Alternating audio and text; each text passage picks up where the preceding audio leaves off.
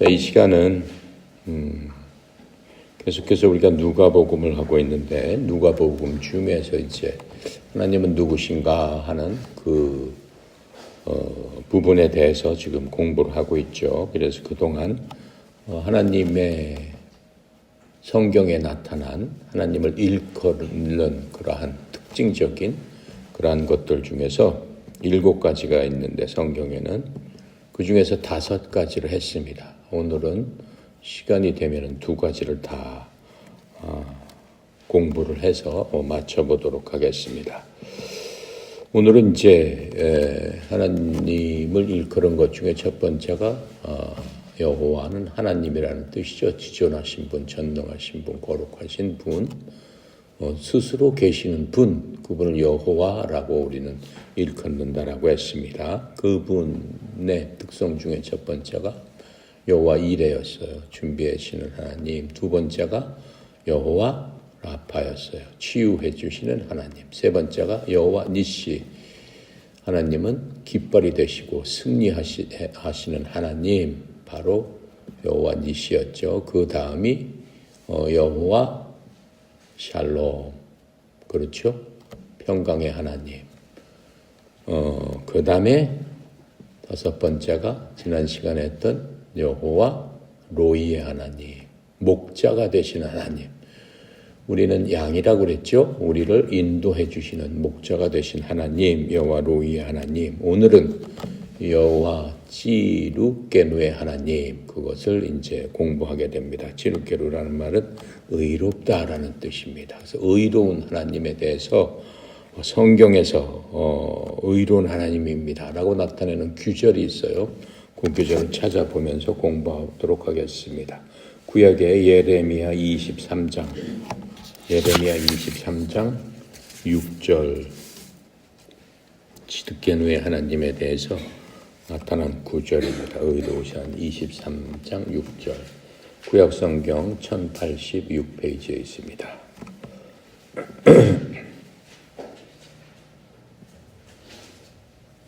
23장 6절. 찾았습니까? 네, 한번 읽어보겠습니다. 그의 날에 유다는 구원을 받겠고 이스라엘은 평안히 살 것이며 그의 이름은 여호와 우리의 공이라 일컬음을 받으리라. 그의 이름, 하나님의 이름은 여호와 우리의 공이. 공이라는 말은 의롭다라는 거죠. 한자말로 지금 의롭다 일컬음을 받으리라. 즉 하나님은 의로우신 분이다라는 일컬음을 받게 된다라고 지금 예레미야가 얘기한 겁니다. 지금 이 예레미야가 이 말을 한 배경을 조금 살펴보도록 하겠습니다. 예레미야는 하나님의 말씀을 대언하는 그러한 대언자였습니다. 대언자였는데 지금 예레미야가 지금 이 얘기를 한 이것은 지금 뭐라고 얘기했어요? 유다는 구원을 받겠고 이스라엘은 평안히 살 것이며 이렇게 얘기를 했어요. 유다와 이스라엘 2개를 얘기하고 있습니다. 이스라엘은 지금 우리가 얘기하는 이스라엘 이 민족은 유다 민족이라고도 하고 하죠. 그 다음에 이 민족은 우리나라처럼 둘로 갈라졌어요. 싸움을 해서 우리나라랑 비슷한 상황이에요. 남북으로 갈라졌습니다. 그래서 북쪽의 나라를 이스라엘이라고 얘기를 합니다. 그리고 남쪽 우리처럼 남한을 유다라고 합니다. 이스라엘은 12지파로 구성되어 있죠. 12지파는 여러분 다 알다시피 아브라함이 이삭을 낳고 이삭이 누구를 낳습니까? 야곱을 낳죠. 근데 야곱의 12아들이 있어요. 12아들이 그 이스라엘의 시조예요. 지금도 이스라엘 시조는 12아들이에요. 우리나라는 뭐 예를 들어서 김씨 씨, 박씨 무슨 씨 해가지고 그 성시대로 이렇게 시족이 나눠지듯이 이스라엘은 야곱의 12아들이 시조가 돼서 그 부족을 지금 이루고 있는데 솔로몬 왕 이후에 나라가 분열이 됩니다.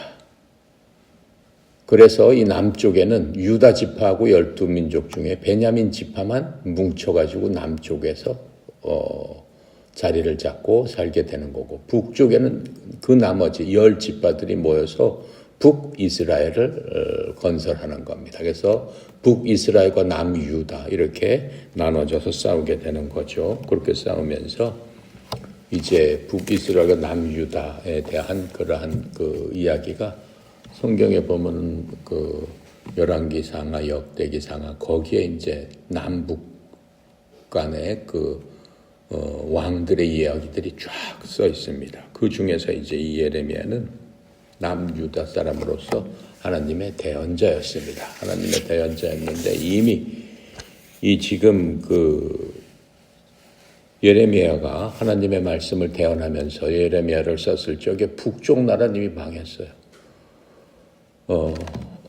언제 망했냐면은 720년 예수님 오시기 721년에 아시리아가 쳐들어와서 전부 다 나라를 없애버렸어요. 없애버리고 거기에 있는 사람들을 다 포로로 끌고 가가지고 완전히 흩어져 버리고 나라는 엉망이 됐어요. 남유다는 지금 언제 망하냐면은 BC 587년에 망하게 됩니다. 587년에 망하게 되는데 지금 이 예레미야는 한 640년경에 지금 그 BC 640년경에 대언자예요.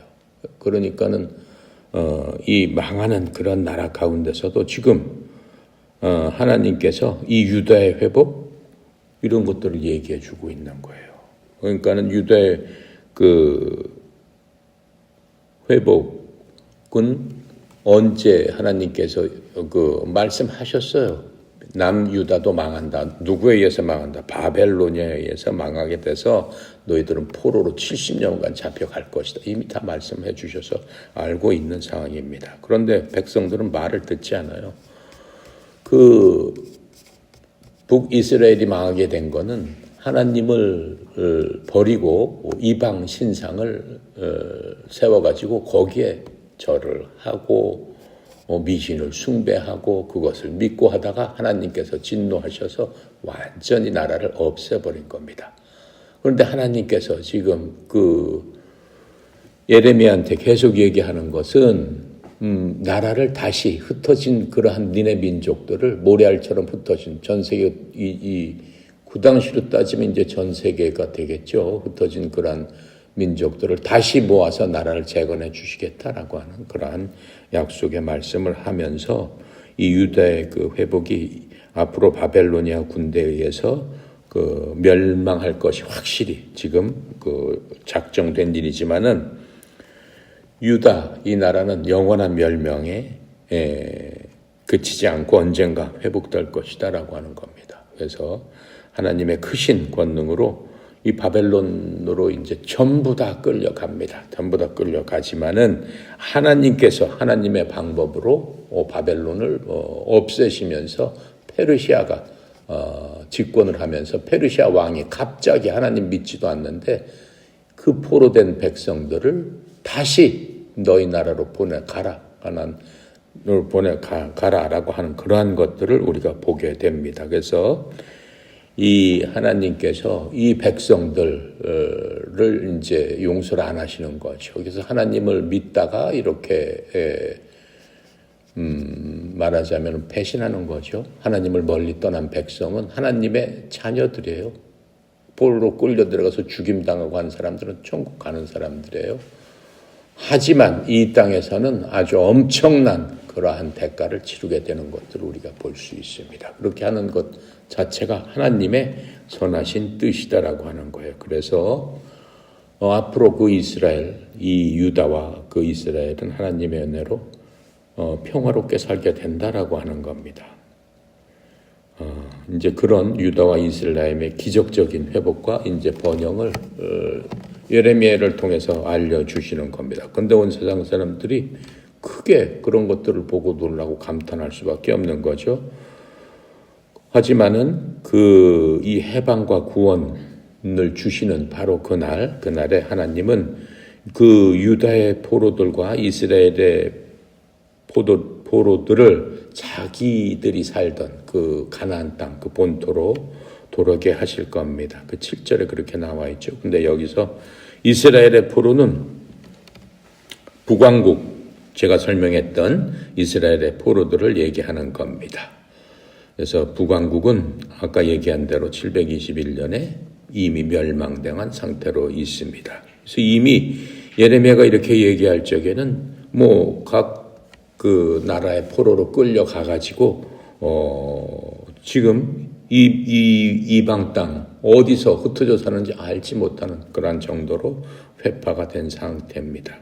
그리고 지금 그 유다는 지금 남왕국 유다를 지금 얘기하고 있는 겁니다. 그래서 지금 예레미야가 이렇게 얘기할 적에는 아직까지는 망한 상태는 아니에요. 근데 앞으로 몇 년이 있으면 이제 망하게 되는 바로 그러한 상태가 되는 겁니다. 하지만 장차 우리가 그렇게 된다 할지라도 앞으로 뭐 70년 후에 뭐 언젠가 하나님께서 해방과 구원과 회복을 시켜주는 그런 바로 그날에 지금 그 유다의 포로와 이스라엘 포로가 세상 어디에 흩어져 있든지 간에 어떻게 한다는 거예요? 하나님의 인도하심으로 다 함께 본토로 돌아오게 된다. 자기 고향으로 돌아오게 돼서 새롭게 회복되는 그런 왕국을 세우게 될 것이다 라고 하는 것들을 이야기하고 있습니다. 근데 예레미야가 사는 동안에 그러한 것들은 보지 못합니다. 그리고 지금 구약에서는 지금 이렇게 회복된 것들을 해줄 것이다 라고 했지만 구약 사람들은 그거 보지 못하고 다 죽습니다. 그리고 회복되지도 않습니다. 그 회복된 시점은 언제예요? 예수님께서 이 땅에 오셔서 어떻게 돼요? 지금 이 유다가 망하는 게 BC 721년이에요. BC 721년. BC 721년 이후에 예레미야 이후에 선지자가 몇 명 더 나옵니다. 대언자들이 몇 명 더 나와서 얘기하는데 나라는 그냥 없어져 버려요. 누구에 의해서? 로마 제국이 또 바벨론 없애고 그리스 없애고 계속 이스라엘은 그 사람들 다른 나라 밑에서 계속 속국으로 그렇게 사는 역사를 겪고 있는 나라예요. 그 최후에는 어떻게 되는 거예요? 그리스가 로마에서 멸망되면서 로마가 그리스가 잡고 있던 이스라엘을 다시 노예로 삼아가지고 나라를 완전히 없애버리죠. 로마하고 대항을 하니까 그때 누가 나타나는 거예요? 예수님이 나타나는 거예요. 그래서 나라가 완전히 회파되고 그 잠시 식민지로 살아서 모였던 사람들도 AD 70년에 전국으로 전 세계로 이제는 흩어지는 거죠. 전 세계로 흩어져가지고 전 세계 여러분 대회하러 외국에 가면 거기에도 주이시들이 있어요. 이스라엘 사람들이 있어요. 그때 흩어져서 전 세계로 흩어져 살던 사람이에요. 그런데 지금 이 예레미야가 얘기한 것 다시 하나님께서 회복시켜주고 그 땅으로 와서 너희들 나라를 세울 것이다. 그건 언제 일어난 거예요? 1948년도에 일어난 거예요.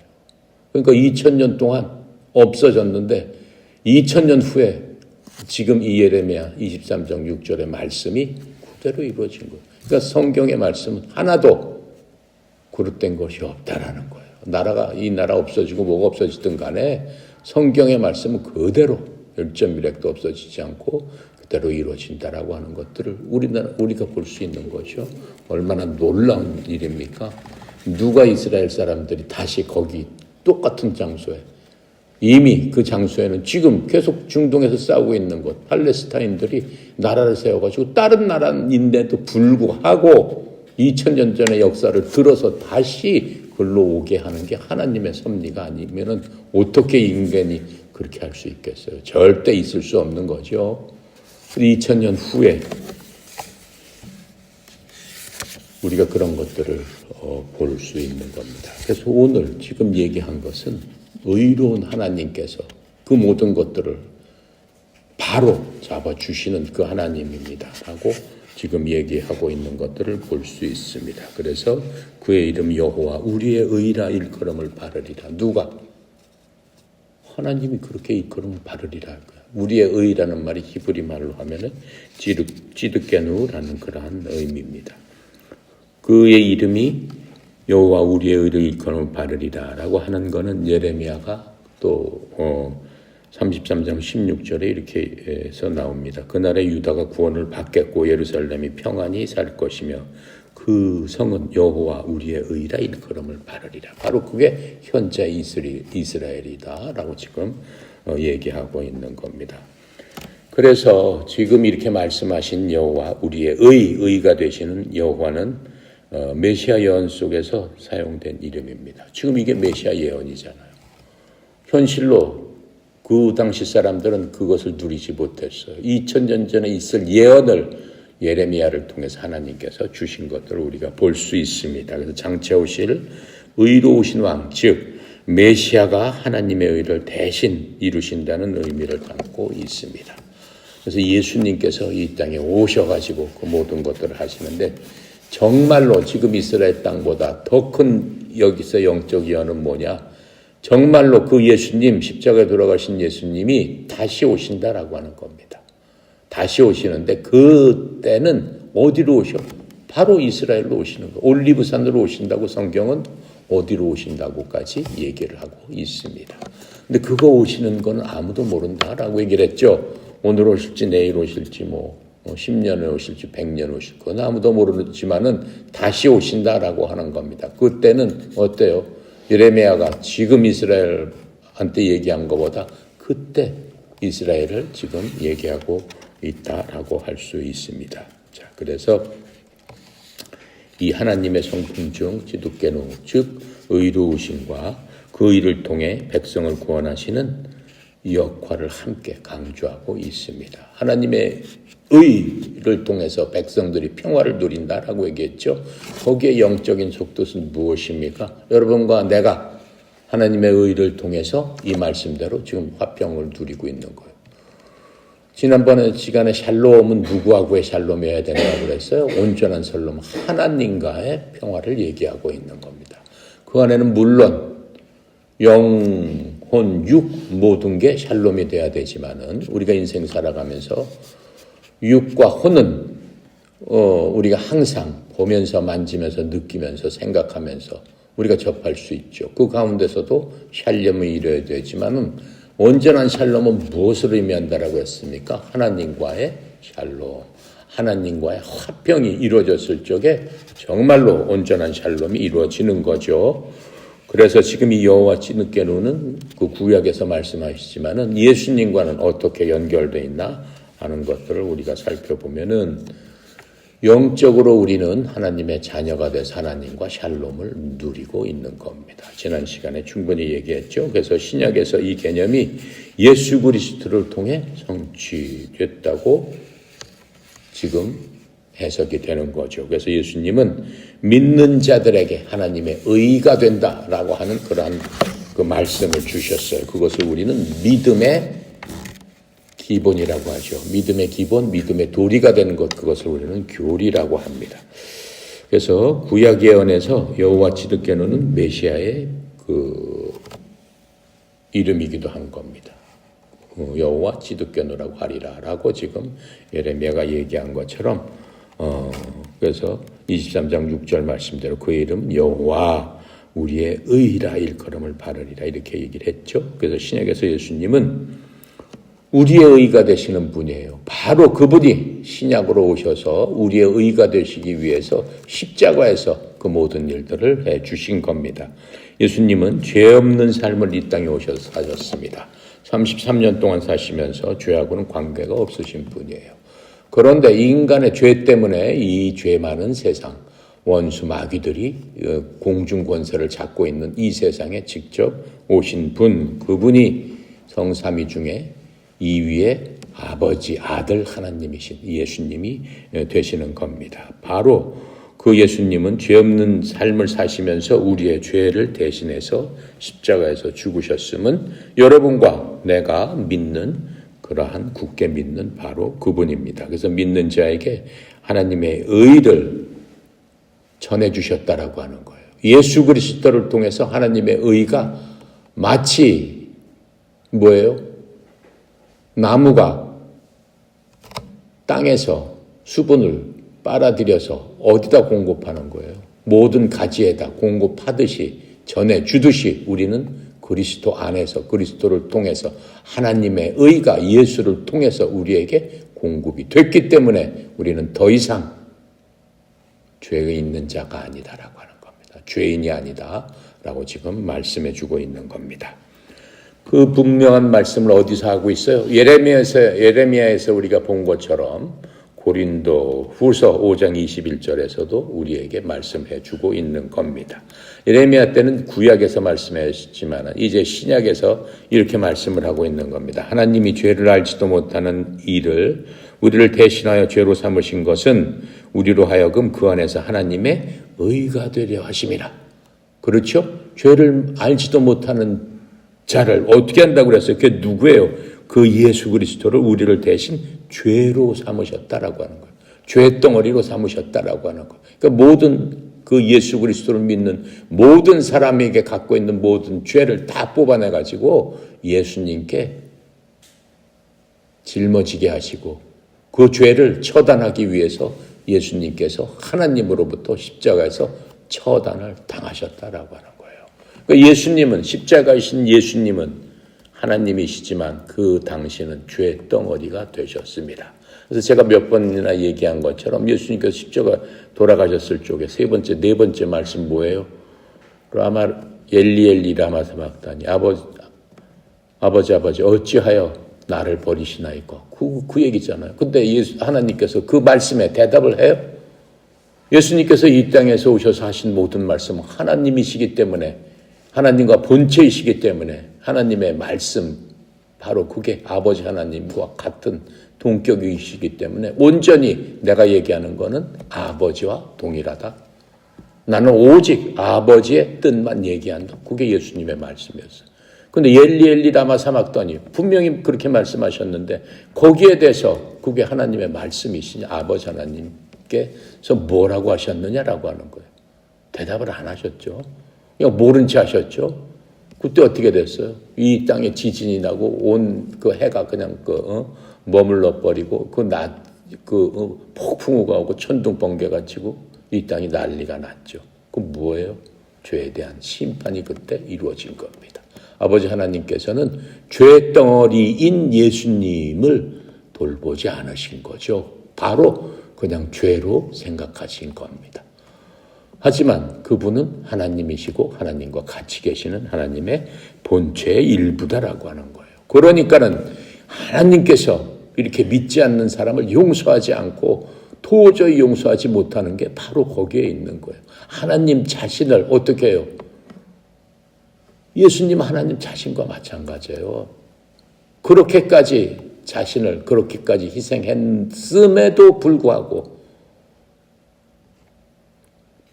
그것을 믿지 않는 그 사람들은 용서가 도저히 안 되는 거예요. 나는 하나님의 그 심정을 여러분 이해가 가죠? 가요 안 가요? 가죠? 네. 바로 그게 하나님 아버지의 마음이다라고 하는 거예요. 그래서 그 하나님 아버지의 뜻과 마음을 아는 게 하나님을 아는 거예요. 우리 일생을 살면서 십자가에 달리신 그 예수님 바로 그분이 하나님이신데 그분의 그 십자가에서 하신 그것을 보면은 우리가 모든 것을 지금 알 수 있습니다. 예수님께서 그렇게 하신 것은 오직 하나님의 의를 우리에게 접목시켜주고 우리에게 전가시켜준다는 거예요. 전가가 무슨 얘기인지 알아요? 전기를 이렇게 흐르면 전기가 쫙 해서 흐르잖아요. 선을 통해서. 바로 그거예요. 그래서 예수님께 들어가는 사람들은 그 의로 전가되기 때문에 하나님께로부터 진노의 어떠한 그러한 심판을 받지 않는다라고 하는 거예요. 하나님께서 진노하실 수밖에 없잖아요. 하나님께서 그렇게까지 했는데도 그것을 무시하고 그렇죠? 그래서 하나님께서는 본인이 하실 수 있는 모든 것, 이 세상 사람도 할 수 없는 모든 것, 인간이 할 수 없는 모든 것, 그것을 다 하셨다라고 하는 거예요. 그러니까 하나님께서는 하실 도리를 다 하셨다라고 하는 거예요. 그리고 로마서 3장 22절에 보면 또 이렇게 설명합니다. 그것은 예수 그리스도의 믿음에 의해 모든 자들에게 미치고 믿는 모든 자들을 위해는 하나님의 의니 이는 그 의의 차별이 없기 때문이다. 이렇게 분명히 얘기하고 있습니다. 그래서 바로 이 구약과 신약이 이렇게 연결된 그 결론은 뭐냐면은 여호와 찌드게누는 예언 속에 감추어진 그리스도의 속성의 이름이에요. 사실은 예수 그리스도의 이름이다라고 하는 거예요. 예수 그리스도가 의로우신 분이다라고 지금 하고 있는 겁니다. 그래서 예수 그리스도는 바로 우리의 의가 되신, 여러분과 나의 의가 되시는 지드케누 야훼 하나님이시다 라고 하는 겁니다. 그래서 이 의로우신 하나님을 여러분과 내가 하나님을 믿고 살면서 실제로 어떻게 경험할 수 있겠습니까? 하나님의 의는 그냥 성경에 나오는 어떤 교리적인 율법적인 개념이 아닙니다. 신실하고 또 올바른 관계를 한번 말씀하시면 그렇게 꼭 지켜주시겠다고 하시는 하나님의 성품입니다. 하나님의 성품, 지금 7가지 우리가 얘기하는 거는 하나님은 그렇게 하지 않고는 못 배기시는 분이다라고 하는 거예요. 거기에 벗어나시지 않는다라고 하는 겁니다. 그래서 우리들은 이를 그 신앙생활 중에서 다음과 같은 방법으로 여러분과 나는 경험할 수 있습니다. 첫 번째로 죄 용서를 통해서 의의 선포를 경험하게 되는 겁니다. 우리는 항상 이러한 예수 그리스도를 믿지만은 단번에 깨끗해져서 우리의 살아왔던 그 성품이 변한다던가 부모님으로 또 우리 인간 본성에 갖고 있던 것들이 단번에 없어져서 하나님처럼 될 수는 없습니다. 왜요? 우리가 이 땅에 살고 있기 때문에 그래요. 이 땅에 적응하면서 살 수밖에 없는 그러한 위치에 있기 때문에 그렇습니다. 그래서 바울이 얘기했잖아요. 나는 이 땅에서 사는 것보다 정말 하나님 앞에 가는 것이 너무나 좋습니다. 하나님, 저는 하나님 앞에 갖고 싶습니다. 이렇게 얘기했잖아요. 바울처럼 성경을 그렇게 많이 썼고 하나님의 그 크신 은혜를 받은 사람도 나는 죄인 중에 괴수다 이렇게 얘기를 했어요. 괴수 중에 나는 괴수다 이렇게 얘기를 했어요. 그러니까는 항상 우리는 이 땅에 살면서 죄와 허물에 대한 경각심을 갖고 죄와 허물에 대해서 내 자신을 순간순간 돌이키면서 봐야 됩니다. 하지만 성경에 말씀한 것처럼 악한 마귀 사탄이 우리를 죄에 빠지게 하려고 우는 사람처럼 돌아다닌다고 그랬잖아요. 오늘 또 누구를 갖다 해서 유혹에 빠뜨리고 마음속에 죄를 짓고 실제로 죄를 짓고 하나님의 말씀을 순종하지 못하게 해야 되겠다라고 다닌다고 했습니다. 그래서 우리가 그런 세상에 살기 있기 때문에 이 주님, 찌르케누의 하나님을 믿고 그 하나님 앞에 우리 자신을 내려놔야 되는 겁니다. 그래서 우리들이 죄와 허물에 대한 매 순간순간마다 우리가 갖게 되는 그러한 것들을 자백하고 또 회개의 기도를 할 때 하나님께서는 어떻게 해주신다고 그랬어요? 찌르케누의 하나님이시기 때문에 의로우신 분이라서 우리의 죄를 용서하실 수 있는 그러한 능력이 있으신 분이 오직 하나님 한 분만 우리가 죄를 회개하고 하나님 앞에 나갔을 적에 씻어줄 수 있는 유일한 분이다라고 하는 겁니다. 그래서 우리는 인생을 살면서 실제로 그것을 매 순간순간마다 해야 되는데 그게 어떻게 보면 하나님의 성품 중에서 찌르케누 하나님과 우리가 가장 매일매일 만날 수 있는 바로 그런 겁니다. 그래서 우리가 그렇게 함으로써 우리들이 하나님과의 샬롬을 계속 유지하게 되는 거예요. 그래서 우리들이 죄책감으로 무너지게 됩니다. 하나님의 백성들은 더 그렇게 됩니다. 하나님을 믿고 하나님을 의지했는데 단 실수를 함으로 말미암아 하나님께서 싫어하시는 일을 했다 하면 내 마음이 완전히 무너지는 때가 있습니다. 그래서 그럴 때 하나님 앞에 나가면 의로우신 그 하나님께서 예수 그리스도의 공로를 통해서 우리를 다시 일으켜 세워 주시게 되는 겁니다. 그렇게 나갔을 적에 우리가 예수 그리스도의 피에 가려져 있기 때문에 하나님께서 계속적으로 일으켜 세워 주실 수 있어요. 누구를 봐서? 우리를 봐서는 일으켜 세우지 못합니다. 예수 그리스도를 봐서 일으켜 세우게 되는 겁니다. 그래서 우리가 인생을 살아가면서 여러 가지 선택을 할 때가 있습니다. 또 어느 쪽으로 내가 가야 되겠다라고 할 때가 있습니다. 그래서 하나님의 기준에 맞게 우리가 인도를 받게 되면은 어떻게 되는 겁니까? 마음의 평강과 확신이 생기게 되는 거죠. 요한일서 1장 9절. 그래서 우리는 성경 말씀이 그렇게 생명보다 귀중한 거예요. 그 말씀을 붙들고 그 말씀대로 하나님께서는 우리에게 약속해 주셨기 때문에 그 약속을 지키실 것을 하나님께 요구했을 적에 우리가 그 약속 뒤에 숨을 수 있고 우리가 바로 말씀이 육신이 된 그리스도 안으로 숨는 게 말씀 뒤에 숨는 거고 그리스도 안에 있게 됐다라고 하는 얘기입니다. 요한일서 1장 9절에 이렇게 써 있습니다. 만일 우리가 우리의 죄를 자백하면 그분께서는 신실하고 의로우사 찌누께로의 하나님이기 때문에 우리의 죄들을 용서하시며 모든 불의에서 우리를 깨끗하게 하시느니라. 이렇게 말씀하고 있습니다. 그래서 올바른 길로 인도한 그러한 과정을 우리는 인생을 살면서 경험하게 되죠. 시편 23편 3절에 뭐라고 써 있어요? 다윗의 시였죠. 우리가 여호와 로이, 야훼 로이를 하면서 시편 23편에 나오는 여호와 로이입니다. 목자이신 그 하나님을 우리가 얘기하고 있습니다. 23편 3절에 이렇게 써 있죠. 내 영혼을 소생시키시며 언제 우리가 넘어졌을 적에, 죄 가운데 빠졌을 적에, 우리가 힘들고 어려울 적에 자기 이름을 위하여 의의 길로 인도하시는도다. 자기 이름이 뭐예요? 나는 찌드께로의 하나님이다 라고 선포를 하셨기 때문에 하나님께 오는 자는 의로울 수밖에 없다라고 하는 거예요. 의롭게 만들어 주실 수밖에 없는 분이다 라고 지금 말씀하고 있는 겁니다. 그러면서 또 우리 삶 가운데서 어떤 경우에는 억울한 경우도 많습니다. 내가 생각하기에 부당한 경우도 많습니다. 바로 그런 것들을 하나님께서 어떻게 해요? 해결해 주신다라고 하는 겁니다.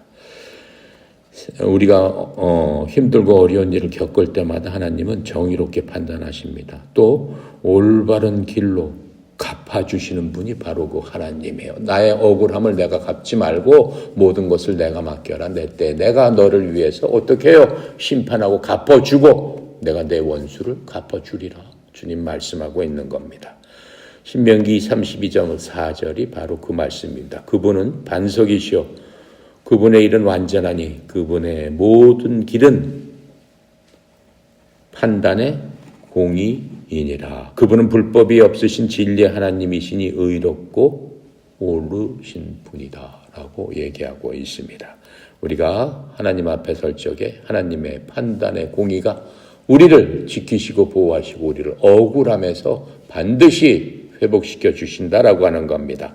또한 우리가 그렇게 살 적에 우리 속에 계신 하나님 성령님께서 의로우신 하나님 그분을 통해서 성령의 열매를 맺히게 해 주신다라고 하는 겁니다.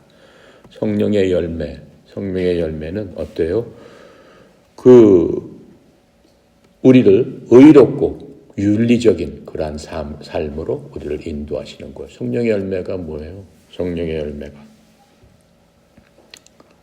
갈라디아서 2장 20절이죠. 갈라디아서. 성령의 열매 사랑과 희락과 화평과 오래 참음과 부드러움과 선함과 믿음과 온유와 절제니 이렇게 말씀하고 있습니다. 그런 모든 것들이 우리 속에서 의로우신 하나님을 통해서 나타나게 되는데 그것 자체가 어떻게 보면은 의의 구체적인 실천으로 나타나게 된다라고 하는 겁니다.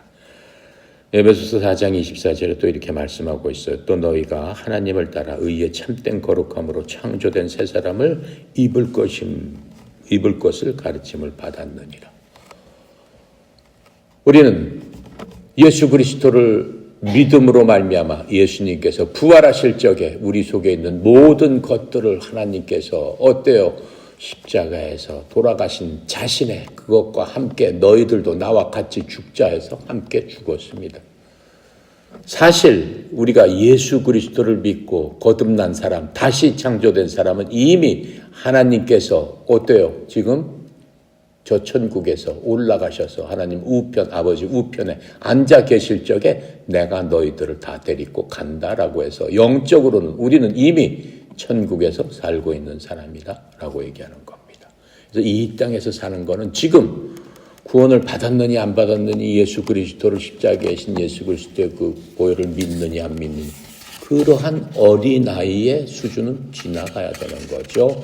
이미 지나갔다고 저는 생각합니다. 여러분과 나는 이제는 더 이상 젖을 먹는 어린아이가 아니다라고 하는 거예요. 그렇죠? 구원 받아가지고 새롭게 태어났으면 어떻게 해요? 바로 어른이 될 수는 없잖아요. 어린아이처럼 젖을 먹고 양육을 받고 자라나야 돼요. 그 젖이 뭐예요? 하나님의 말씀이에요.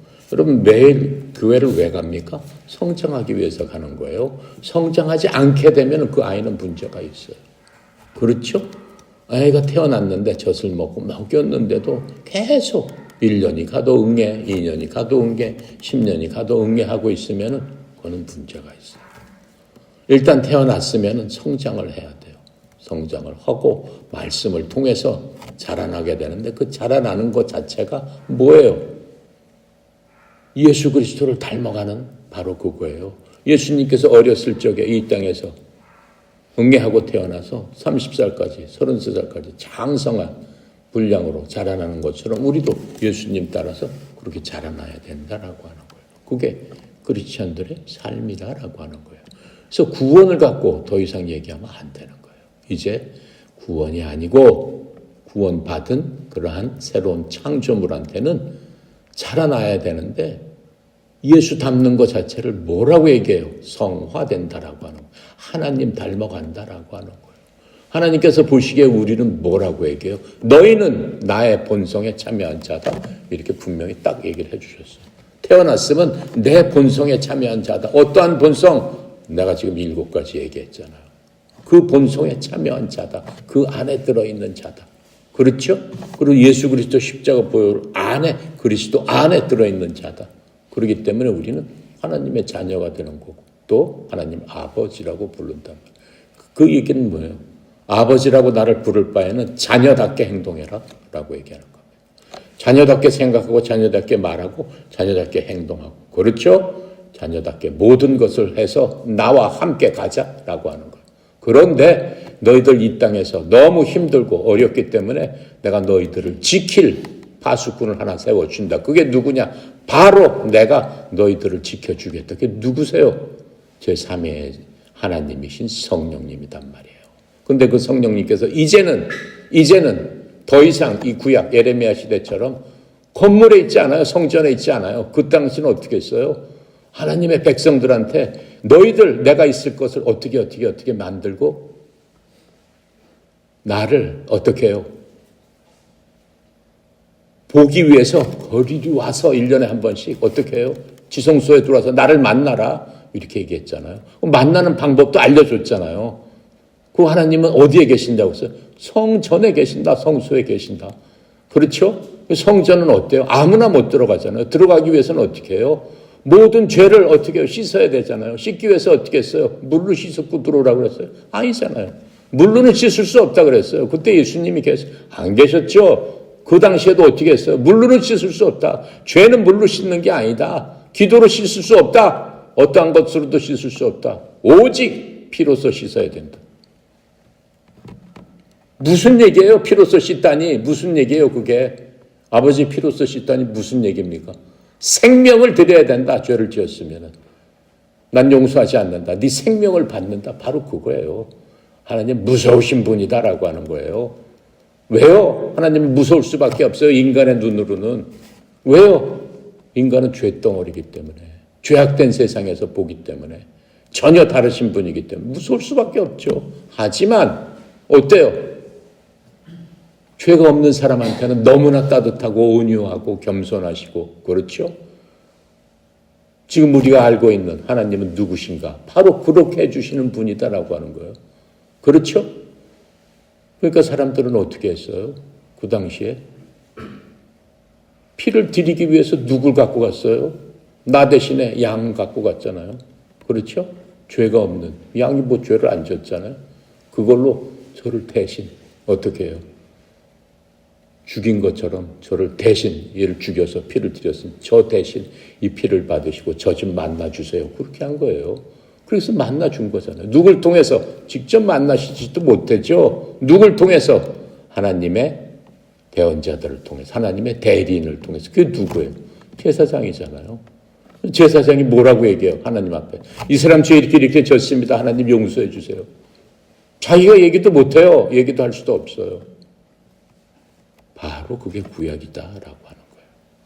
그런데 이제는 어떻게 됐어요? 예수님께서 그 모든 일들을 대신해 주셨다. 그 번잡하고 복잡하고 한 모든 것들을 다 대신해 주면서 어떻게 해요? 마지막으로 돌아가시면서 숨을 끊으시면서 다 이루었다. 그게 뭐예요? 그렇게 번잡하고 복잡하고 성전 만들고 뭘 만들고 하나님 앞에 지성소를 만들고 그런 거 다 필요 없다. 다 이루었다. 그러면서 돌아가셨잖아요. 그렇죠? 바로 그게 예수님이다라고. 바로 그분이 찌느깨도 의로우신 하나님이었다라고. 두 가지로는 못하겠네요. 오늘 찌느깨네 하나님만 하고 마치겠습니다. 그리고 여러분 정말로 기도할 적에 배운 대로 하면은 하나님께서 여러분이 여태까지 그냥 듣고 했던 거하고는 틀린 그러한 삶을 여러분이 반드시 체험할 수 있게 됩니다. 그래서 여러분이 이 하나님의 모든 속성을 알면은 여러분 마음속에 큰 꿈을 꿀 수 있어요. 그거 엉뚱한 꿈이 아니죠.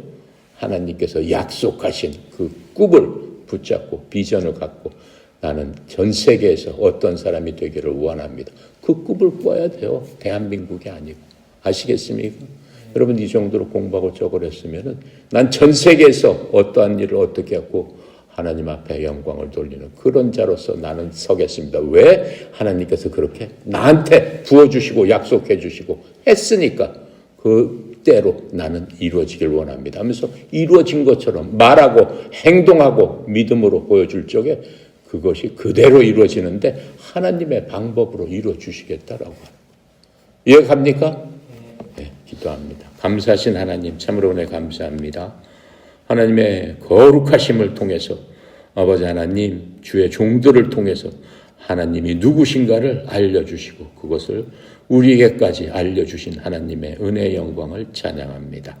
인생 살아가면서 내가 어떠한 자인가를 하나님을 통해서 배웠사오니 아버지 하나님이여 하나님께서 나를 보시는 그 눈으로 우리 자신을 보게 하시고 또 하나님께 나가게 하시고 어떠한 하나님을 찾고 의지하고 하나님 앞에 간구하며 나갈 적에 하나님의 그 속성을 통해서 하나님의 이름을 통해서 매 순간순간마다 모든 것이 합력하게 해주시고 때에 따라 돕는 도움의 손길 각각 주신 그 말씀대로 저희들을 도와 주시옵소서.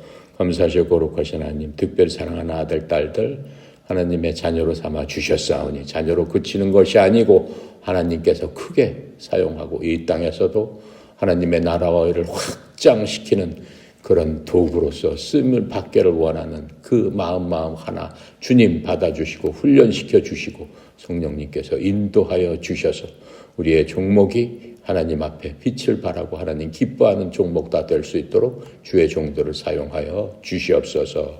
특별히 협회를 향한 하나님의 크신 그러한 뜻을 온전히 순종하며 따라가는 저희들 되기 원합니다.